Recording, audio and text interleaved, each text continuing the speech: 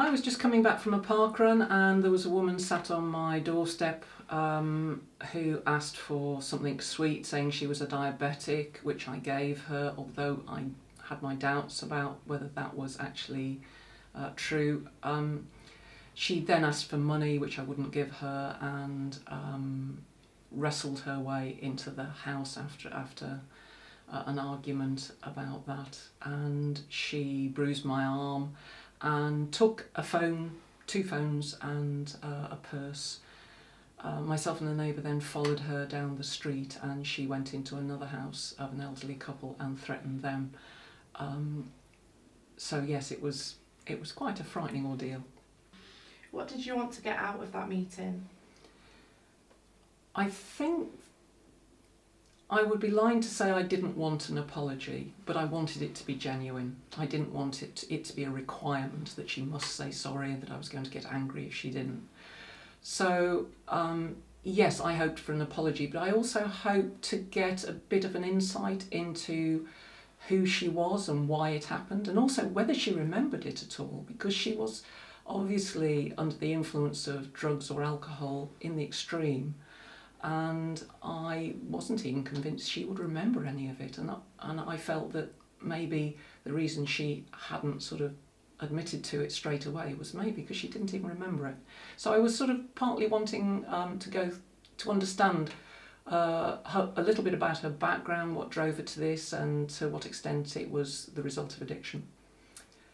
The meeting took a long time to actually organise for various reasons, and in the end it ended up being on Zoom, which I would think for people who are a bit nervous is possibly the ideal.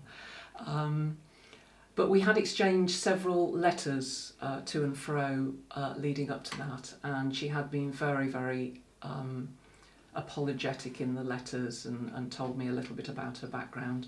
So I wasn't worried going into the meeting at all. What was it like meeting the person responsible?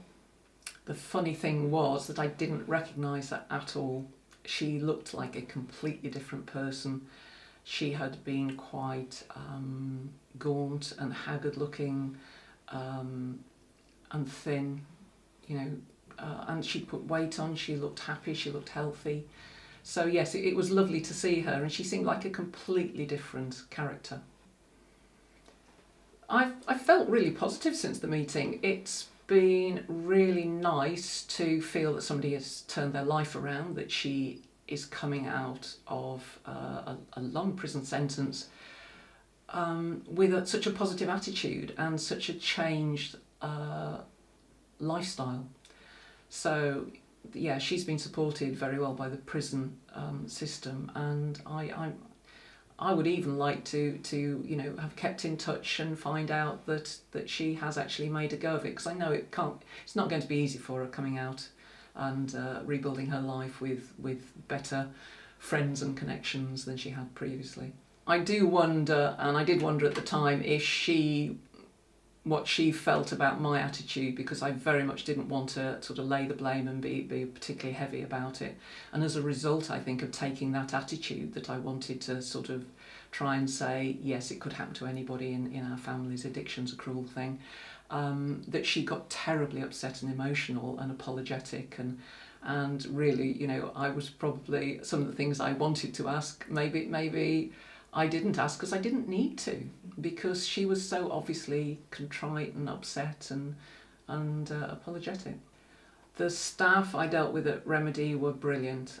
It took a long time to organise the letters, the meetings, all the paperwork that was involved to make that happen.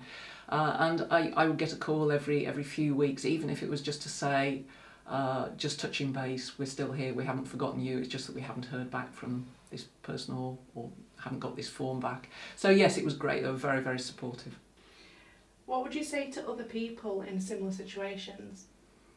I think it's really important to lay any ghosts you have, any fears you have, to make the person who was the perpetrator of a crime into an individual, and to hear how they ended up in that circumstance, and hopefully to feel that that you are part of the process of them being given permission to get on with their lives and improve their lives. And yeah, it felt like a very, very positive thing for me.